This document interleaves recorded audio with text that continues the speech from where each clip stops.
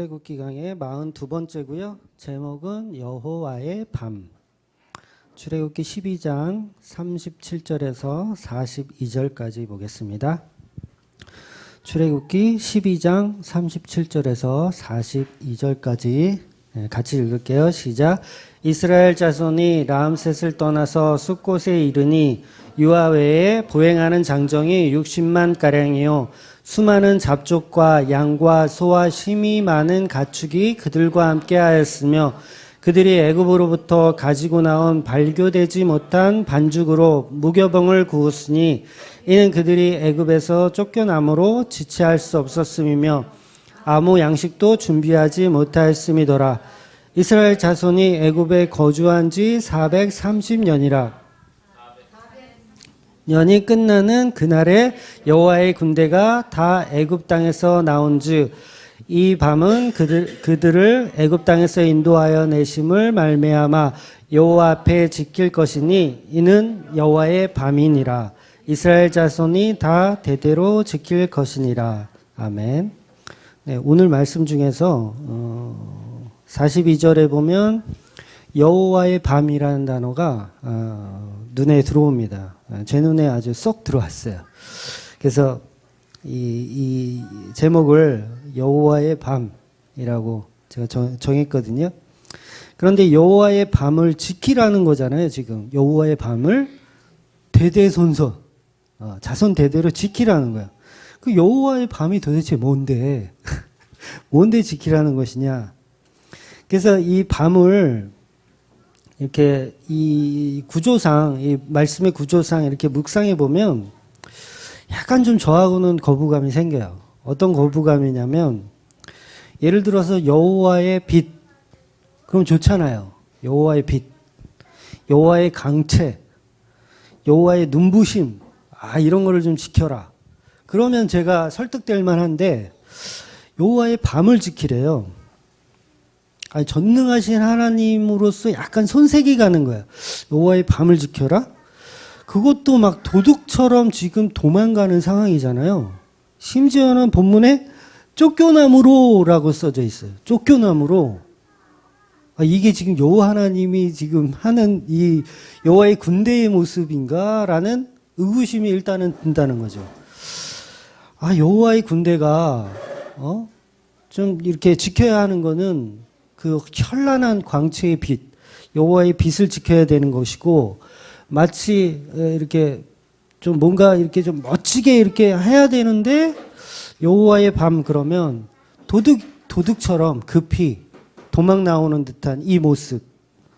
식량도 가져가지 못하고 진짜 이 무교병, 말 그대로 이 누룩도 들어가지 않은 맛대가리 없는 빵을 가지고 나와야 하는 그 상황. 그러니까 누가 봐도 이거는 도망가는 듯한 모습이 사실이잖아요. 그런데 이런 비겁해 보이는 이 모습을 여호와 하나님께서는 자자손손 대대로 지키라는 거예요. 이해가 안 되죠. 그러니까 우리가 이게 지금 성경의 이제 과정과 결과를 다 알고 있으니까 사실 감흥이 없는 건데 지금 그 상황에 우리가 딱 들어가서 내가 이스라엘 백성인데 지금 빠져나가는 상황이라고 그 안에 들어가서 보면 이건 조금 형편없는 거예요. 왜 이걸 지켜야 돼? 왜 이렇게 빠져나가야 돼? 우리가? 아니 전능하신 하나님이 10대 재앙도 막 보내시고 완전 승리하는 하나님으로 딱 부각되어서 애굽인들이 진짜 가는 길에 양쪽에 딱 무릎을 딱 꿇고 우리가 가는 그 길에 무릎을 딱 꿇고 막 이렇게 어서 가 주시옵소서 막 이런 식으로 해가지고 금이 한양의 반대죠. 이렇게 그렇게 나가야 되는데 마치 도망치듯 이렇게 하는 모습이 제가 알고 있는 하나님하고는 조금 괴리감이 생기더라는 거예요. 무슨 쥐새끼들도 아니고 이렇게 밤에 이렇게 도망을 하냐 이거죠. 제가 밥을 먹을 때 식사를 좀 천천히 하는 편이거든요. 굉장히 좀 늦게 먹어요. 그래서 친구들하고 같이 먹을 때도 저는 한 반 정도 먹었는데 친구들은 벌써 다 먹고 기다리고 있는 스타일. 아마 제가 이 6월절 이 밤을 이 현장에 있었으면 저 하나님한테 따졌을 거예요. 이 고기를 먹어도 양고기를 먹어도 뭐라 그러냐면 급히 먹으래요.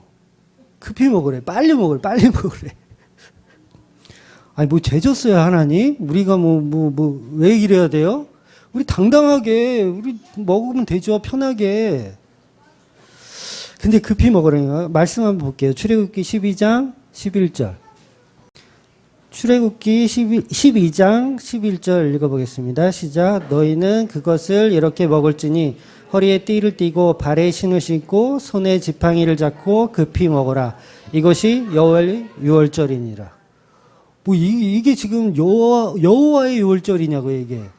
이게 말이 안 되는 거예요. 좀 편안하게, 좀 대범하게, 느긋하게 먹어라. 내가 다 이겼으니까 너네들은 평안히 먹어라. 이래야 되는데 야 빨리 먹어 빨리 먹어. 우리 빨리 가야 돼.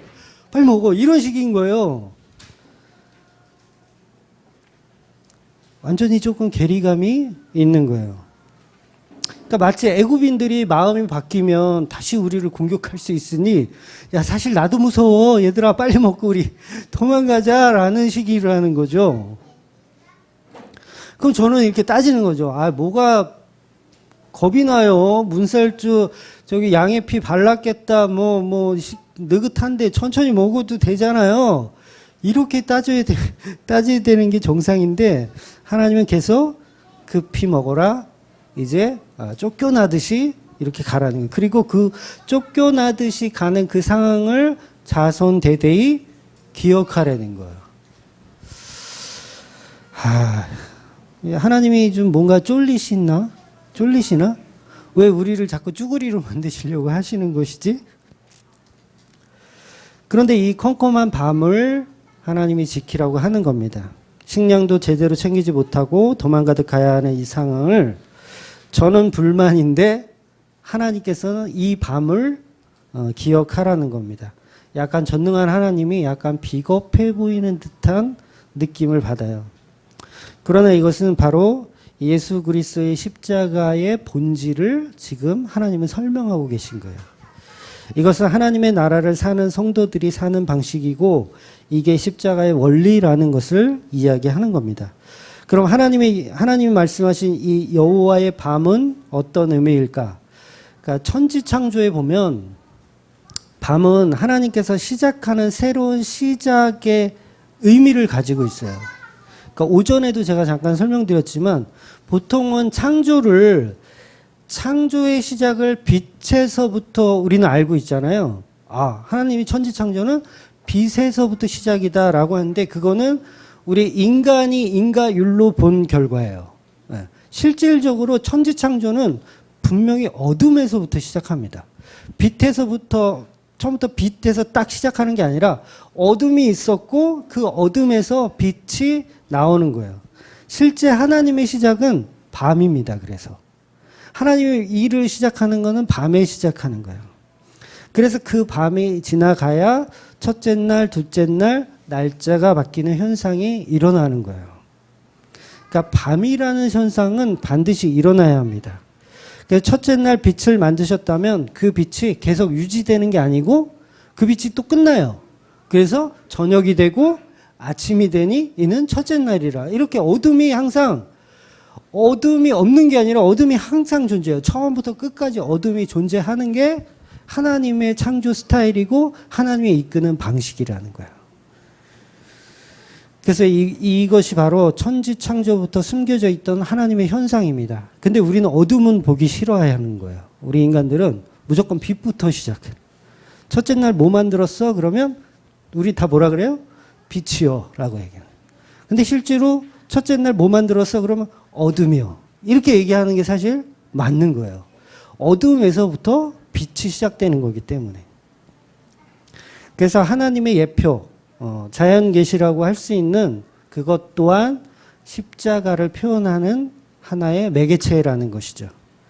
그러니까 자연계시는 성도만 이해하는 겁니다. 제가 지난주에 좀 설명드렸죠. 그래서 한국에서는 날의 시작, 날짜 변경을 0시로 봐요. 자정. 0시부터 날짜가 바뀌는 걸 봐요. 그런데 이스라엘은 그렇게 안 보고 어둠이 시작되는 저녁을 다음 날로 보는 거예요. 예, 그 날의 시작으로 보는 거예요. 어둠이 시작되면. 그러니까 그 기준이 어디냐면 우리나라는 0시지만 이스라엘은 어둠이냐 밤이냐 그 차이로 다음 날을 계산하는 거예요. 그러니까 시작을 뭘로 본다고요? 해 뜨는 그 때가 시작이 아니라 우리 조상들은 해 뜨는 그 시간을 하루의 시작으로 보잖아요. 뭐 조선시대다 고려시대나 다 해 뜨는 그 시작. 근데 이스라엘은 해 뜨는 시작을 날의 시작으로 보지 않고 밤에 어둠이 임하기 시작하면 날의 시작으로 보는 거예요. 이 문화가 다르기 때문에 이 하나님의 계시의 방식을 우리가 좀 한국 사람들은 잘 이해를 못 하는 거예요. 그래서 첫째 날 뭐 만들었어? 그러면 한국 사람은 다 빛이요 이러는 거예요. 그런데 첫째 날 시작은 무조건 어둠에서부터 시작하는 겁니다. 이건 굉장히 중요한 의미가 있어요. 그래서 6월절은 원래 15일이에요. 1월 15일이 6월절인데 그런데 성경에 보면 1월 14일 저녁부터를 6월절로 보는 거예요. 낮에는 6월절로 보지 않고 밤이 시작되는 저녁부터 1월 14일 저녁부터를 6월절로 보는 거예요. 그러니까 이 차이가 우리가 좀 한국하고 이스라엘 차이가 좀 있어요. 그래서 날짜 계산은 무조건 어둠에서부터 시작된다는 겁니다. 그래서 예수님도 토요일인 안식일이 아닌 금요일에 돌아가세요. 금요일에. 그러니까 원래는 예수님은 토요일에 돌아가셔야 맞아요. 대명절인 6월절에 돌아가셔야 6월절에 어린 양으로 죽는 거잖아요. 그럼 당연히 토요일 날 죽어야 돼요. 근데 금요일 날 돌아가신단 말이에요. 그 양을 언제 잡냐면 양을 출애굽기 12장 6절에 보면 제가 읽어드릴게요. 이달 열 나흘 날에 열 나흘 날 14일이에요. 14일 날까지 양을 간직하였다가 해 질 때에 이스라엘 회중이 그 양을 잡고 그러니까 해가 떨어지기 시작하는 거예요. 14일 저녁에 6월절은 15일인데 14일 저녁에 해가 떨어지기 시작하면 6월절의 시작으로 보고 그때 이제 양을 잡는 거예요. 예, 이해가 되시죠? 그때 양을 잡는 거예요. 그러니까 해가 지기 시작하는 6월절을 시작하는 14일 날 양을 잡아서 임방과 문지방에 뿌리는 거예요. 이렇게. 그래서 어린 양이 6월절의 시작과 동시에 죽여지는 겁니다. 그럼 예수님은 왜 6월절인 토요일 날 해 지기 시작할 때 돌아가시지 않고 대낮에 돌아가시거든요. 예수님은 아침 9시 우리나라 시간으로 아침 9시에 달려서 오후 3시에 돌아가세요. 그러면 6월절에 돌아가는 게 아니라 예비일에 돌아가시는 거잖아요. 그러니까 이게 사실 좀 막 헷갈리는 거예요. 이것 때문에 이제 6월 때문에 그 신학 교수들까지도 막 이거 때문에 막 싸우는 사람도 있어요. 그래서 유대인들도 이래서 메시아가 아닌가라고 생각할 수 있는 거예요. 왜냐하면 메시아는 복음을 알았던 유대인들도 6월절에 죽어야지 왜 예비일에 죽어 이렇게 생각한 거예요. 그래서 유대인들은 예수님을 더욱더 실패한 선지자로 보는 거예요. 6월절에 죽었으면 조금 더 달랐을 텐데 못 죽었으니까 이게 실패한 선지자다. 그리고 신명기 21장에 보면 나무에 달린 자는 저주를 받았으며 라는 말씀이 있어요. 그래서 예수님께서 나무 십자가에 달려 죽었기 때문에 유대인들이 볼 때는 저주를 받아서 죽은 거예요. 실패한 자로 죽은 걸로 볼 수밖에 없는 거예요. 더군다나 6월절 전날 예비일에 죽었기 때문에 그래요. 그래서 그 당시 바리새인들, 유대인들 이 명절이 오기 전에 빨리 죽이려고 한 거예요. 자칫하다가 예수님이 메시아이면 자기들 얼마나 손해예요. 자기네들이 하나님을 죽인 꼴이 되는 거니까 예비일 날 죽이려고 한 거예요. 이 바리새인과 이 유대인, 사두개인들 다 공동으로 6월절이 되기 전에 무조건 죽여달라. 그래서 요청까지 하잖아요. 다리를 꺾어달라고. 그 다리 꺾어달라는 말이 뭐예요? 빨리 죽여달라는 거예요. 그러니까 십자가에 달려있으면 사람이 안 죽거든요. 계속 고통만 받다가 이틀, 3일 가요. 근데 빨리 죽여달라고 하기 위해서, 왜냐하면 6월절 전날 죽여야 되니까. 그래서 요청을 해요, 유대인들이. 다리를 꺾어달라고. 그래서 어떻게 해요? 그 로마 군병들이 강도들 다리를 다 꺾어요. 다 부러뜨려요. 그러면 이게 십자가에 달려있으면 다리로 지탱하고 있잖아요. 근데 다리를 꺾으면 다리가 지탱하지 못하기 때문에 몸이 이렇게 처집니다. 머리 때문에 이렇게 처져요. 그러면 폐가 눌려서 질식을 해서 빨리 죽는 거예요. 그래서 다리를 꺾어달라는 요청을 해요. 그런데 강도들은 다리를 다 꺾어서 죽이는데 예수님 보니까 이미 돌아가신 거예요. 그래서 창을 찔러서 죽었는지 안 죽었는지 확인을 하잖아요. 그래서 다리의 쇠뭉치를 가지고 다리를 꺾어 버립니다. 다른 강도들은. 근데 예수님은 꺾지를 않죠. 그래서 다음 주에 아마 보게 될 말씀이지만 한번 찾아볼까요? 출애굽기 12장 46절. 네, 한번 읽어볼게요. 시작. 한 집에서 먹되 그 고기를 조금도 집 밖으로 내지 말고 뼈도 꺾지 말지며. 그러니까 뼈를 꺾지 않고 먹어요. 출애굽기에서. 그러니까 이게 이유가 다 있는 거예요. 그러니까 예수님도 뼈가 꺾이지 않으세요. 꺾여야 되는데 안 꺾여요.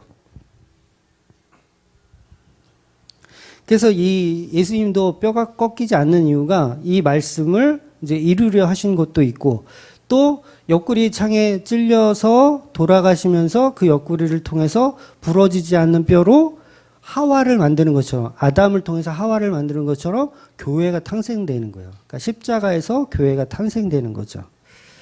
그래서 양고기를 먹을 때도 그 양고기의 뼈를 꺾지 않는 겁니다. 아무튼 그래서 유대인들은 토요일이 아닌 금요일에 예수님을 매달아서 해가 떨어지기 전에 죽이려고 한 거예요. 그럼 이게 구약의 말씀에서 어긋나잖아요.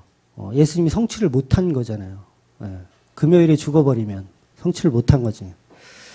요한복음 19장 14절 볼게요. 요한복음 19장 14절 시작. 이날은 유월절의 준비일이요 때는 제6시라. 빌라도가 유대인들에게 이르되 보라 너희 왕이로다. 지금 요한이 말한 시간은 우리나라 시간 맞아요. 아침 6시 맞습니다. 그러니까 복음서마다 약간 그 시간대가 잘못 적혀져 있는데 뭐 마가복음 같은 경우는 유대인식 시간을 적었고 요거는 우리식 시간을 적은 게 맞아요. 그러니까 6시 아침 6시에 재판을 받고 이제 골고다로 이제 끌려가는 그 시간인 거예요. 그러니까 그래서 하나님이 예수님의 죽음을 유월절로 돌아가신 것처럼 연출하기 위해서 유월절 예비일에 예수님께서 십자가에 달렸을 때 어떤 일이 벌어져요? 해가 어두워지는 일이 벌어지는 거예요. 그러니까 해가 어두워지면 어떻게 되는 거예요? 지금은 예비일인데 어둠이 다 임했어. 그러면 어떻게 되는 거예요? 이게 유월절로 넘어가 버리는 거예요. 그래서 일부러 하나님이 어둠을 보내셔서 유월절로 이루게 하신 거예요. 그래서 제가 서론에 말씀드렸지만 이 어둠이 임하면 날짜가 바뀌어 버리는 거예요. 어둠이 임하면. 저녁이 되고 아침이 되니 이는 첫째 날이라. 날짜가 바뀌는 것처럼.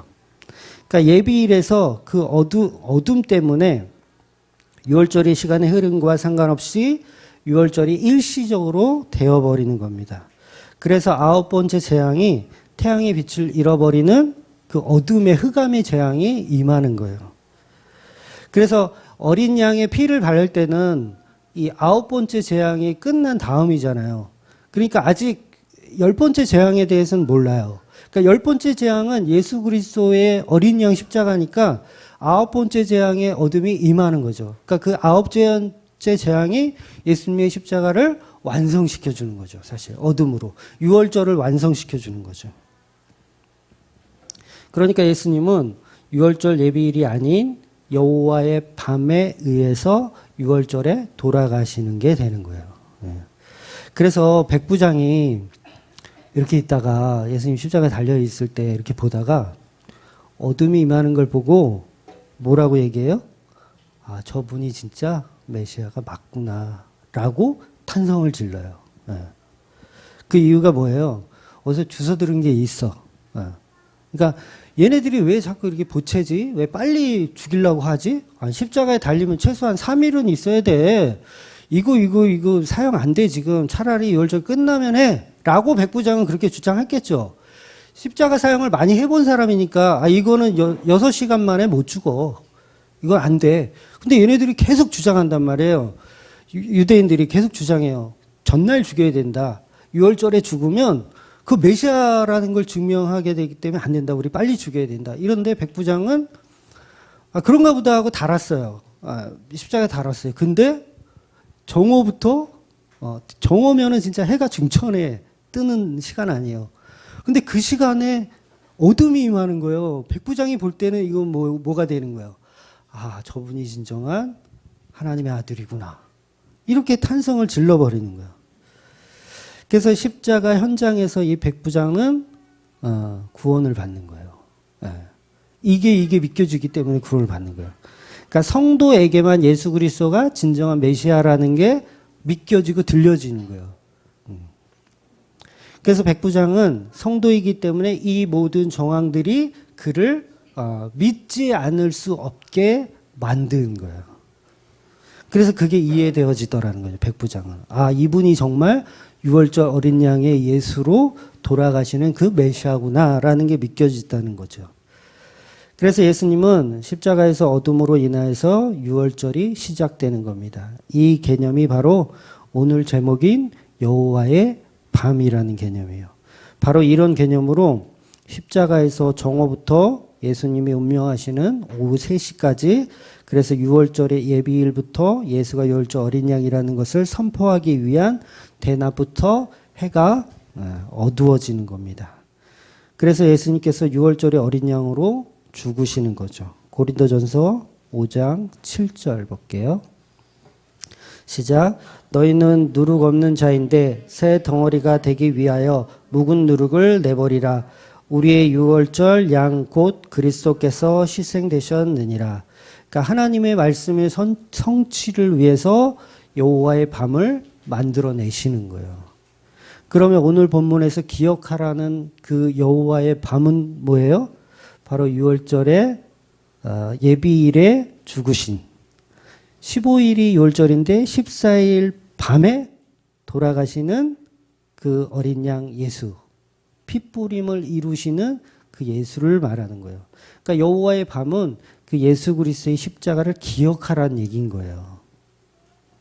그래서 예수님의 십자가 핏부림은 안식일 전날이지만 어둠이 시작되기 때문에 동일한 안식일로 보는 겁니다. 그래서 우리나라 시간으로는 예수님께서 금요일날 오후에 돌아가시는 게 맞는 겁니다. 그러니까 결론적으로 이 여호와의 밤에 예수님의 십자가에 달려서 휘장이 찢어지며 모든 구원을 여호와의 밤에 십자가로 다 이루시는 거예요. 그러니까 누가 봐도 예수님은 강도의 모습으로 십자가에 달리셨잖아요. 이게 하나님 나라의 창조 방식입니다. 즉 하나님이 천지를 창조하실 때 제일 먼저 존재한 것은 빛이 아니에요. 빛이 아닙니다. 먼저 창조한 것은 뭐냐면 흑암과 공허와 그 땅이에요. 흑암과 공허와 그 땅. 그러니까 빛은 오히려 이미 존재했다고 봐도 무방해요. 창조가 아니라 빛은 이미 존재했다고 봐도 무방해요. 그러니까 하나님 자체가 빛이거든요. 하나님 자체가 빛이에요.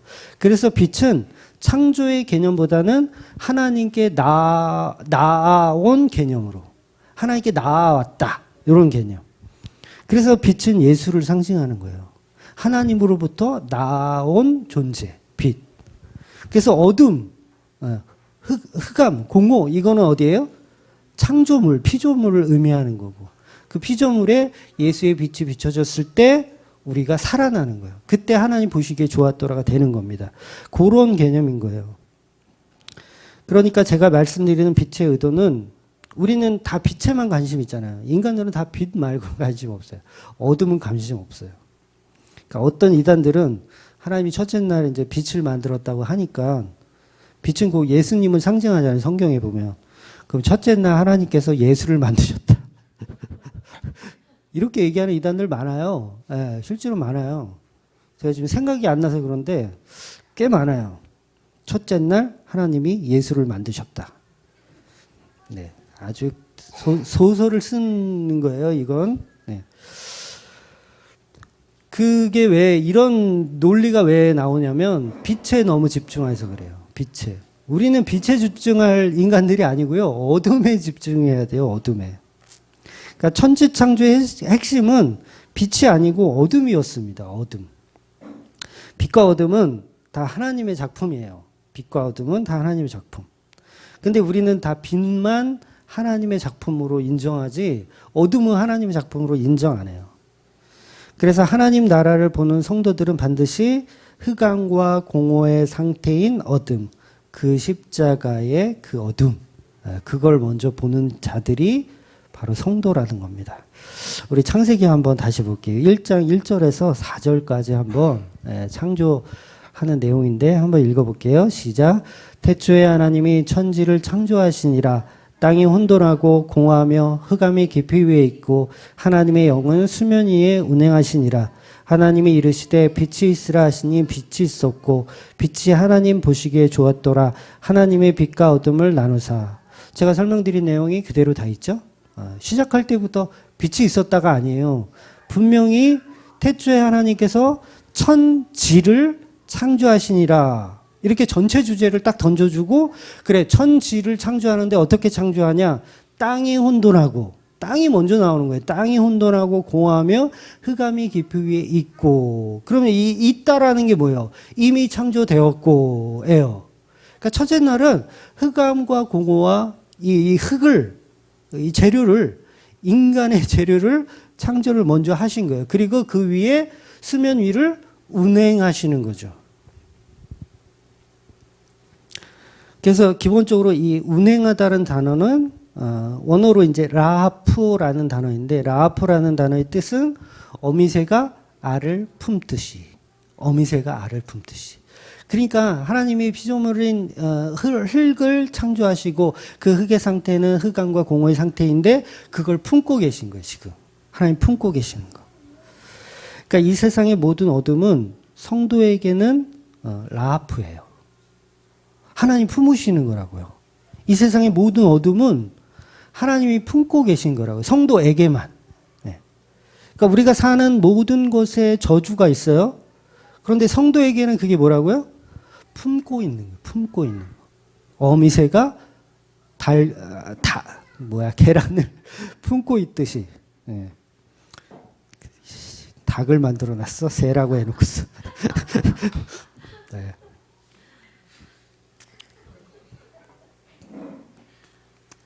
그러니까 이 성도에게는 코로나19도 사실 라하프예요.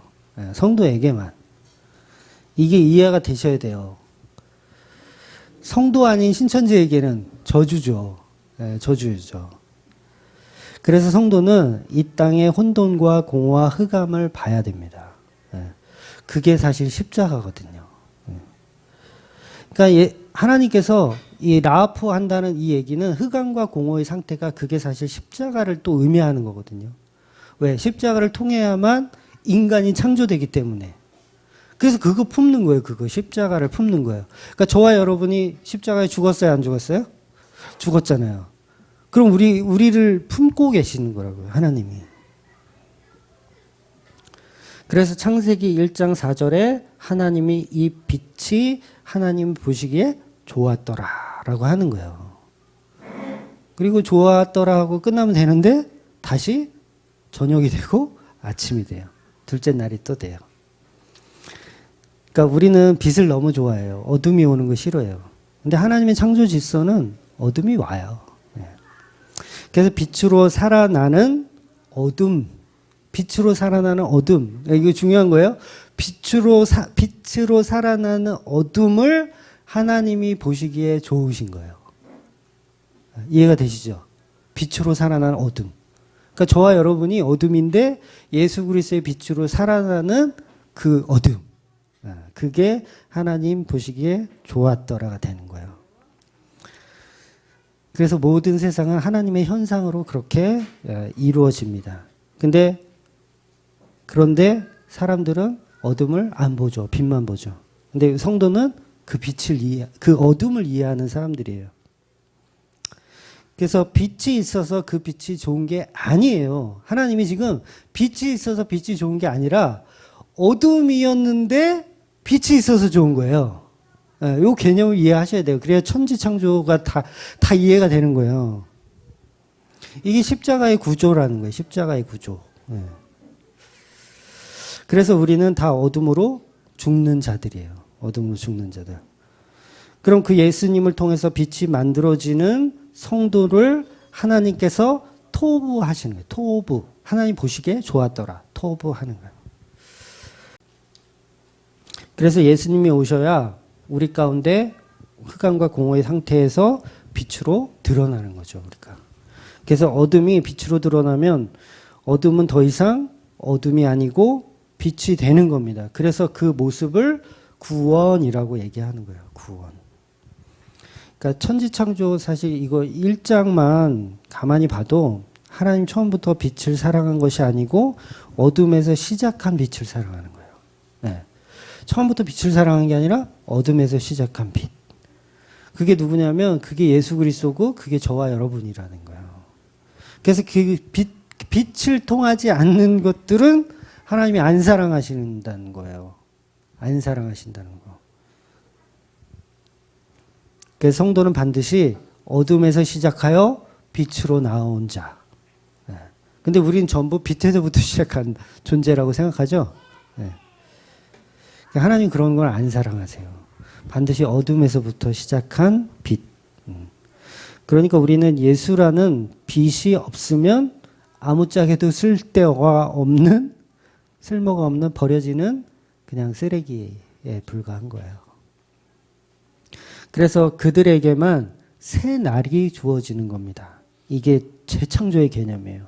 그래서 그들에게만 새 날이 주어지는 거예요. 창세기 1장 5절 볼게요. 시작. 하나님이 빛을 낮이라 부르시고 어둠을 밤이라 부르시니라. 저녁이 되고 아침이 되니 이는 첫째 날이니라. 낮과 밤을 하나님이 다 품으시는 거예요. 그러니까 우리가 생각할 때는 빛만 하나님 품으신다고 생각하는데 낮과 밤을 다 하나님이 품으시는 거예요.